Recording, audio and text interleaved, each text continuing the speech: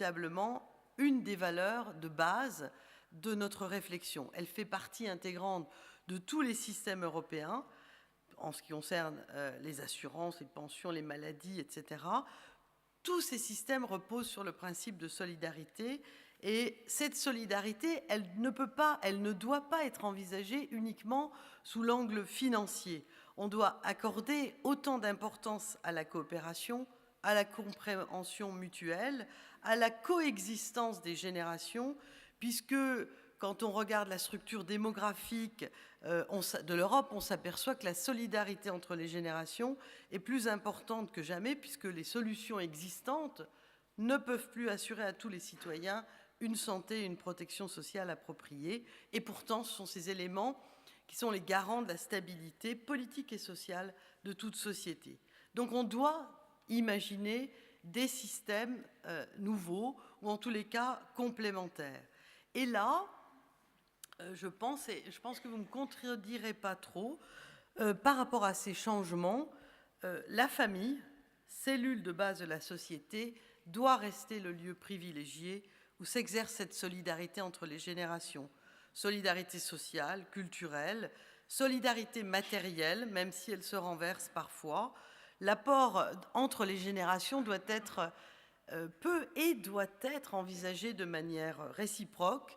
Si les jeunes ont eu besoin de leurs aînés pour se construire, les anciens ont besoin des jeunes pour rester dans le temps aussi présent et pour percevoir le monde actuel. Les grands-parents autrefois et les aînés étaient présents dans les familles. Ils conseillaient les parents, ils conseillaient les enfants qui avaient souvent recours à leurs services, les parents pour les enfants avec les grands-parents en cas de problème. Et les grands-parents se sentaient utiles, indispensables, valorisés. Et surtout, ils se sentaient membres à part de la famille, membres à part entière, j'allais dire un contresens, membres à part entière de la famille, pas seulement valorisés, membres de la famille. Aujourd'hui, à cause de l'éclatement de la famille, ou en raison, je ne sais pas quel est l'œuf et la poule, ou en raison de la très grande mobilité sociale des jeunes, de leur obligation de partir et d'un rythme de vie qui est de plus en plus dantesque, les grands-parents et les aînés ont moins de contact avec leur famille. Ça a pour effet de les isoler dans les deux sens, et avec le temps, le fait qu'ils ont de plus en plus de difficultés à s'intégrer et à prendre la place qui leur revient. Mais dans les deux sens aussi, pas seulement donc de s'intégrer pour les jeunes ou de s'intégrer pour les aînés, mais dans les deux sens, pour les jeunes et les aînés. Parce que de façon un peu d'ailleurs paradoxale, il y a de nombreuses études, on entendra l'exemple européen tout à l'heure, qui démontrent l'importance essentielle et majeure du rôle et de l'apport des grands-parents et des aînés dans la famille. Ces derniers peuvent jouer plusieurs rôles auprès des parents, un soutien affectif, un guide pour les enfants, un confident parfois, étant donné la vie agitée des uns et des autres, parfois l'oreille d'un aîné est beaucoup plus disponible que l'oreille d'un parent, et peuvent servir tout simplement aussi d'exemple ou de confrontation, comme disait Madame tout à l'heure, d'écoute réciproque et de respect de la différence avec la génération suivante ou les petits-enfants. Et cette participation, elle est difficile à mettre en œuvre aujourd'hui des aînés dans la vie des familles, et elle a un impact, chaque fois qu'elle existe, elle a un impact très important. Ça brise la solitude aussi des aînés et ça entretient l'estime de soi qu'ils peuvent avoir, leur sentiment d'utilité dans la société. Donc nous avons intérêt à essayer le plus possible d'instaurer ces éléments. Et ça existe au niveau des collectivités locales. Il y a beaucoup de projets qui essaient de faire autre chose que de parler de l'intergénérationnel, mais de créer des résidences où on se retrouve, des lieux d'éducation où on peut profiter de la présence donc des générations différentes. Au plan européen, donc, essayer de changer le regard, toujours, c'est mon fil rouge, c'est d'utiliser aussi les outils qui sont ceux à la disposition des collectivités locales, des associations, des États aussi, pour créer des dispositifs qui luttent contre le vieillissement rapide ou qui contribuent par des financements à améliorer l'état de santé. Encore une fois, je le redis, l'Union européenne n'a pas de compétences directes dans ce domaine. Elle n'a que des compétences via des outils qui sont à la disposition des uns ou des autres en Europe, ou parfois entre États européens qui veulent créer soit des plateformes de bénévoles transfrontalières, soit donc d'utiliser des outils. Alors, au premier rang de ces outils, il y a évidemment ce qu'on appelle les fonds structurels, ce dont vous entendez parler parfois dans les médias, à travers ce qu'on appelle la politique de cohésion. Souvent, on parle de la PAC et de la politique de cohésion, à propos du débat, par exemple, budgétaire. La politique de cohésion, c'est le fait d'essayer de remonter les niveaux économiques des différents États membres, des 27 États membres, en apportant des fonds sur certains projets pour remonter d'une façon générale le niveau de vie des citoyens européens. Donc la politique de cohésion, c'est la première politique dans le budget de l'Union européenne. Ça n'est plus la politique agricole commune depuis 2007. C'est la première, elle fait presque la moitié d'un budget annuel, elle fait presque 500 milliards d'euros par an. Et donc, c'est les fonds structurels, le Fonds social européen, donc, qui, par exemple, permet de cofinancer pour notre pays, j'ai pas mis de chiffres, hein, pour notre pays, un peu plus de 5 milliards en France sur 7 ans, donc pour cofinancer des actions de lutte contre les discriminations, par exemple, à l'égard des seniors, ou pour financer des programmes de formation, pour financer, pour lutter contre les effets de la mondialisation, par exemple, pour les salariés âgés qui donc sont en fin de parcours professionnel et qui sont frappés par le chômage, donc un fonds d'ajustement à la mondialisation par salarié.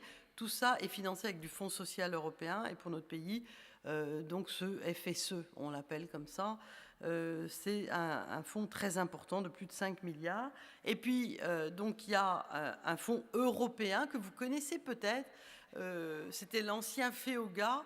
Maintenant, c'est le FEADER.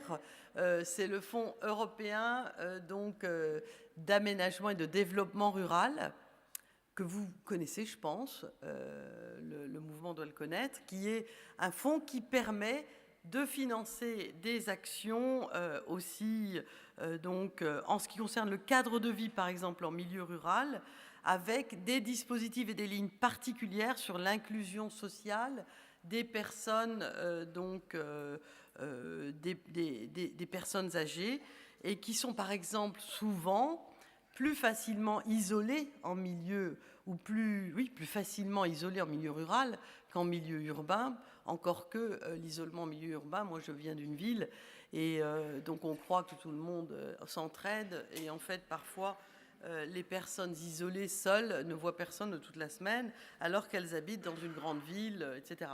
Ça, vous le connaissez comme moi. Mais ce fonds peut être utilisé et est utilisé par notre pays.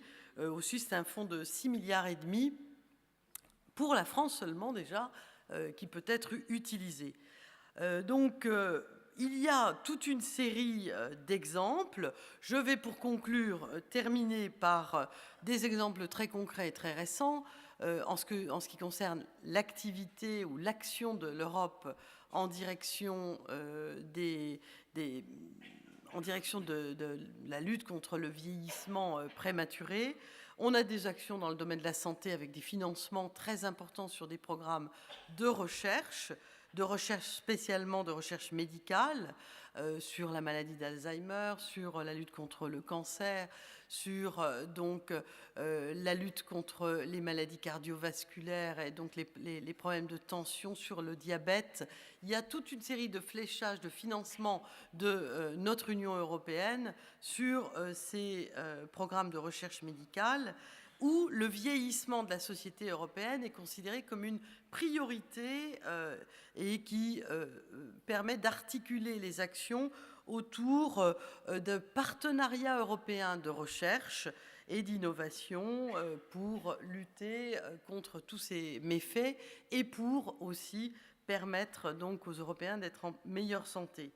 Et puis aussi, dans ce registre-là, des dispositifs qui étaient aussi repris tout au long de l'année 2012 sur la prévention en matière de santé, en matière de recherche pour l'autonomie des personnes, des seniors, entre guillemets, et sur l'inclusion sociale de ceux-ci.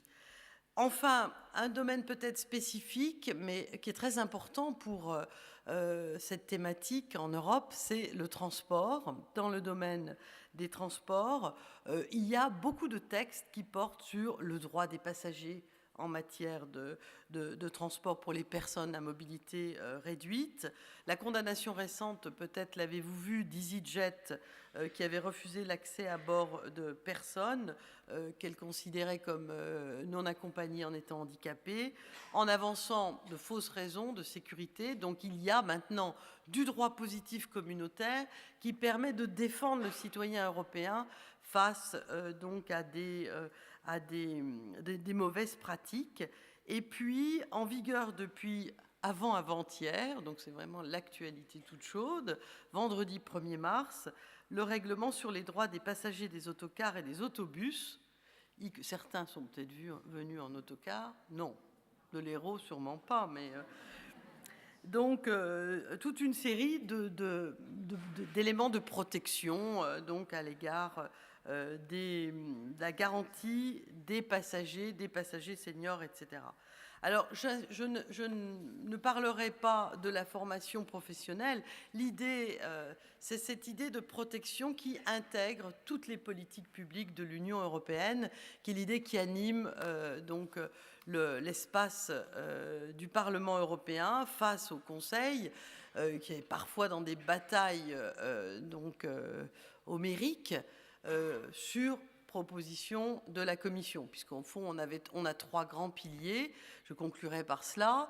Une commission composée de 27 commissaires. Je rappelle d'ailleurs, parce que souvent les Français pensent qu'ils reçoivent les choses de l'Europe comme s'il s'agissait d'ovnis. La commission, c'est l'exécutif. Nous sommes présents dans la commission avec un commissaire qui est particulièrement pertinent, qui est Michel Barnier.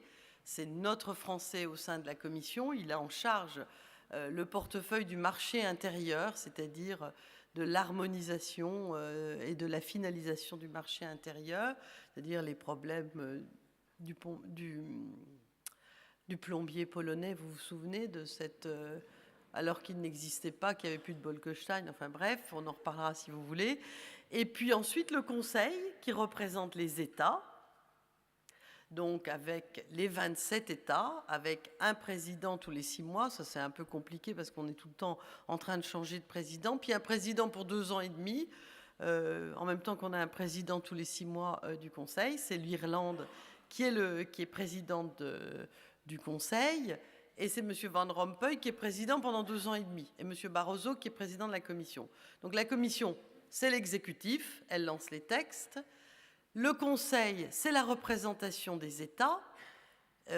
C'est souvent des discussions de marchands de panier, souvent plutôt teintées d'égoïsme des États. Vous avez vu donc le dernier Conseil et la position de la Grande-Bretagne, par exemple, et le résultat assez rapide dans les élections italiennes, où donc c'est l'austérité qui est jetée, et ce n'est pas nécessairement l'Europe.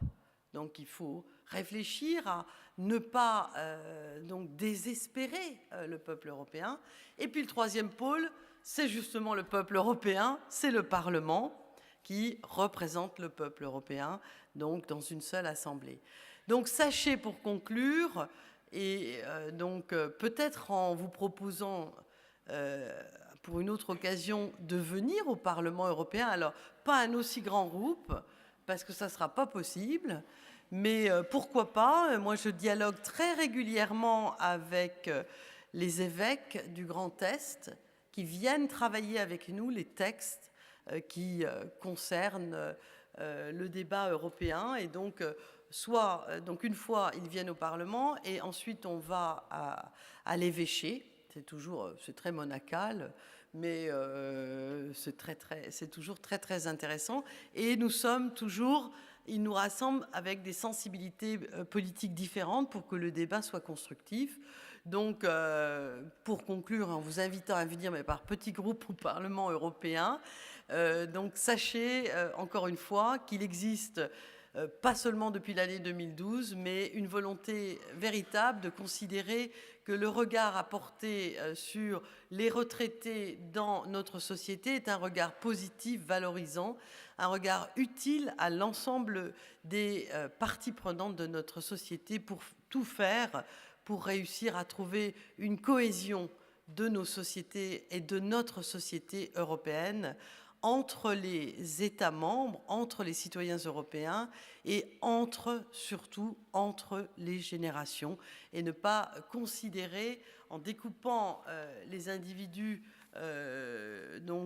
en fonction de leur âge et de ce qu'ils risquent de représenter comme coût, donc en considérant que nous sommes partie d'un tout. Merci.